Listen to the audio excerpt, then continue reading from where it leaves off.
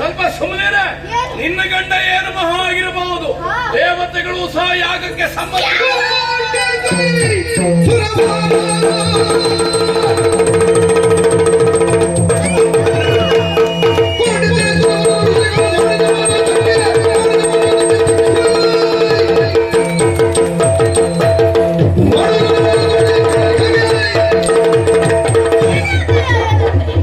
ನೀನು ಮಾಡುತ್ತಿರುವಂತ ನಿಜ ಕಾರ್ಯಕ್ಕೆ ದೇವತೆಗಳ ಬೆಂಬಲ.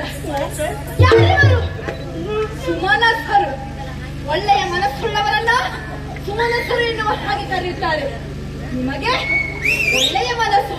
ದೇವೇಂದ್ರ, ನೆನಪಿದೆಯಾ? ರಕ್ಕಸರ ಬಾಧೆಯನ್ನು ತಾಳಲಾರದೆ ಕೈಲಾಸಗಿರಿಗಾಗಿ ಬಂದಿರುವಂತಹ ನಿನ್ನನ್ನ ಸ್ವಾಗತಿಸಿದವಳು ನಾನು. ಮರೆತೆಯಾ?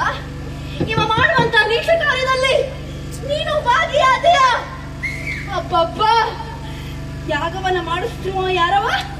ಭೃಗು ಮಹರ್ಷಿ. ನಿನಗಾದರೂ ಗೊತ್ತಿರಬೇಕಿತ್ತು, ನೀನಾದರೂ ಹೇಳಬೇಕಿತ್ತು. ಅದನ್ನ ಬಿಟ್ಟು ಗೋಳಿಟ್ಟು ಒಳುತ್ತಿರುವಂತ ನನ್ನ ಕಂಡು ನಿನ್ನ ಗಟ್ಟದ ಮೇಲೆ ಕೈ ಆಡಿಸಿದೆಯ? ಗಟ್ಟವನ್ನ ಕತ್ತರಿಸುವುದಕ್ಕೆ ಪರಮೇಶ್ವರ ಬರ್ತಾನೆ. ಎಚ್ಚರ! ನನ್ನ ಕಂಡು ಕೈ ತಟ್ಟುವಂತ ನಿಮ್ಮೆಲ್ಲ ಕೈಗಳನ್ನ ಕತ್ತರಿಸುವುದಕ್ಕೆ ಪರಮೇಶ್ವರ ಬರ್ತಾನೆ. ಎಚ್ಚರ! ನಗೆ ಆಡಿದಿರ ನಿಮ್ಮೆಲ್ಲ ರಥಪತಿಗಳ ಕಳಚುವುದಕ್ಕೆ ಪರಮೇಶ್ವರ ಬರ್ತಾನೆ. ಎಚ್ಚರ! ಎಚ್ಚರ! ಎಚ್ಚರ!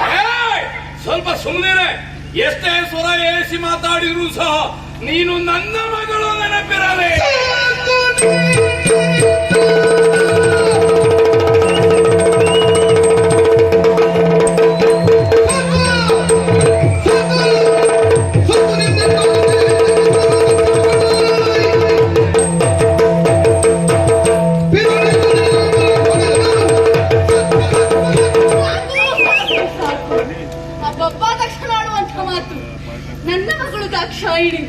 ನನ್ನ ಮಗಳು ದಾಕ್ಷಾಯಿಣಿ, ತಕ್ಷಣ ಪುತ್ರಿ ದಾಕ್ಷಾಯಿಣಿ ಎನ್ನುವಂಥ ಹೆಸರೇನುವಂಥ ಗರ್ವವೇ ನಮಗೆ.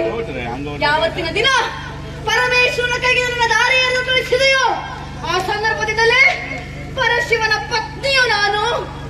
ತನ್ನ ಶರೀರದಲ್ಲಿ ಅರ್ಧ ಶರೀರವನ್ನು ಕೊಡುವುದರ ಮೂಲಕವಾಗಿ ಅರ್ಧನಾರೀಶ್ವರನಾಗಿರುವಂಥ ಪತ್ನಿ, ಅವನ ಪತ್ನಿ ನಾನು, ದಾಕ್ಷಾಯಿಣಿ ಅಲ್ಲ. ಆದರೂ ಕೇವಲ ನಿನ್ನ ಮಗಳು ನಿನ್ನ ದತ್ತವಾದಂತ ದೇಹವನ್ನು ಹೊತ್ತುಕೊಂಡು ನನ್ನ ಶಿವನನ್ನ ಮತ್ತೆ ನಾನು ಸೇರಲಾರೆ. ನೀನು ಮಾಡುತ್ತಿರುವಂತಹ ಯಜ್ಞ ಎನ್ನುವುದು ಇಲ್ಲಿಗೆ ನಿಲ್ಲಬೇಕು ಎಂದಾದರೆ ಕಾಣುತ್ತಿರುವಂತಹ ಅಗ್ನಿಕೊಂಡಕ್ಕೆ ಹಾರಿ ನನ್ನ ಪ್ರಾಣವನ್ನು ಬಿಟ್ಟು ಬಿಡುತ್ತೇನೆ. ಅಗ್ನಿ ಅವಳನ್ನು ಮುಟ್ಟಿದ್ರೆ ಜೋಕೆ. ಅಗ್ನಿ ಅವಳನ್ನು ಮುಟ್ಟಿದ್ರೆ ಜೋಕೆ. ತಡೆಯಾದ್ದೆ. ಅಗ್ನಿ ಮುಟ್ಟುವೆಯಾ? ನಿನ್ನಿಂದ ನನ್ನನ್ನು ಮುಟ್ಟುವುದಕ್ಕೆ ಸಾಧ್ಯವ? ಪ್ರಪಂಚದಲ್ಲಿರುವಂತಹ ಸರ್ವವನ್ನು ದಯಿಸಿ ಭಸ್ಮೀಭೂತವನ್ನಾಗಿಸಿ ದ್ವೈತವನ್ನಾಗಿಸುವಂತಹ ನೀನು ಈ ದಕ್ಷ ಕೊಡುವಂತಹ ಎಂಜಲಿಗೆ ನಿನ್ನ 7 ನಾಲಿಗೆಯನ್ನು ಚಾಚಿಕೊಂಡು ಬಂದಿರುವಂತಹ ನೀನು ನನ್ನ ಪಾಲಿನ ಮೈಲಿಗೆ ನೀನೇನ? ನಿನ್ನಂತಹ ಸಹಸ್ರ ಅಗ್ನಿಗಳನ್ನು ದಯಿಸುವಂತಹ ಅಗ್ನಿ ನನ್ನಂತರಂಗದಲ್ಲಿದೆ. ಪರಮೇಶ್ವರನ ಸತಿಯಾಗಿ, ಪರಮೇಶ್ವರನ ಸೇವಕಿಯಾಗಿ, ಪರಮೇಶ್ವರನ ಧ್ಯಾನದಿಂದ ನನ್ನಲ್ಲಿ ನಾನು ಹೊಂದಿದ್ದೇನೆ ಯೋಗಾಗ್ನಿ. ಪ್ರಪಂಚದ ಪಂಚಭೂತಗಳನ್ನ ಬಂಧಿಸುತ್ತೇನೆ ನಾಭಿ ಚಕ್ರದಲ್ಲಿ, ಬ್ರಹ್ಮರಂಧ್ರದ ಮೂಲಕ ಸ್ಫೋಟಿಸುತ್ತೇನೆ. ಅದುವೇ ಯೋಗಾಗ್ನಿ. ಅಂಥ ಯೋಗಾಗ್ನಿಯಿಂದಲೇ